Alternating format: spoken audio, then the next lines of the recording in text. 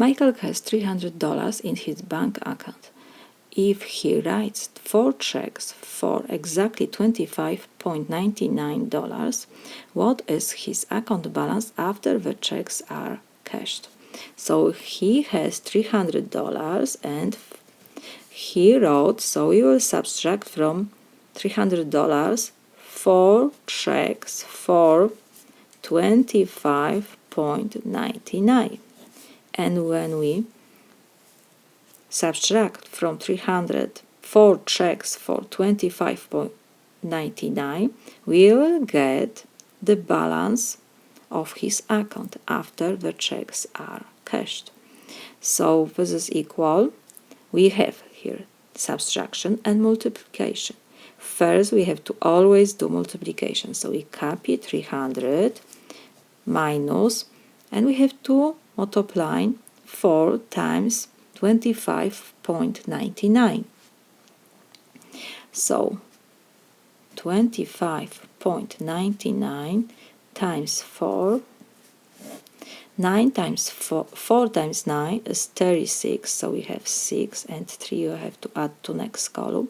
4 times 9 is 36 plus 3 is 39, so we have 9 and 3 we have to add to next column. 4 times 5 is 20 plus 3 is 23, so 3 and 2 we add to next column.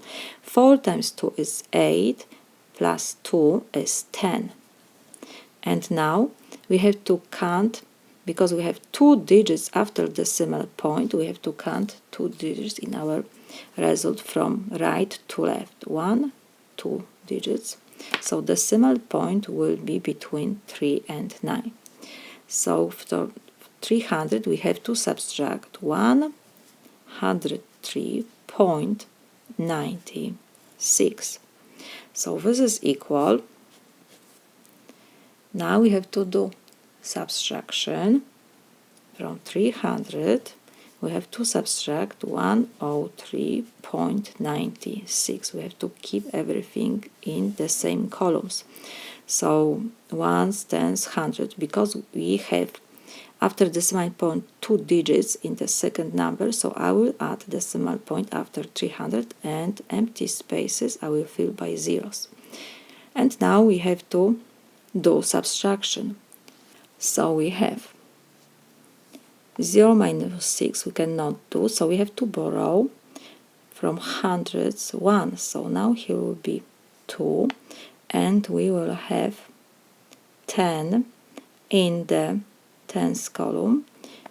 We have to borrow 1, so 10 we will cross will be 9 and we will have 10 in the ones columns. We have to take 1 from the 10, so it will be 9 and we have 10 in the tens column. We have to borrow 1, so it will be 9 and at the end we will have 10. So now we have 10 minus 6 is 4. 9 minus 9 is 0. Decimal point we copy. 9 minus 3 is 6. 9 minus 0 is 9. 2 minus 1 is 1. So we got 196.04. The balance of his account will be $196.04 after he cashed 4 checks. This is my solution.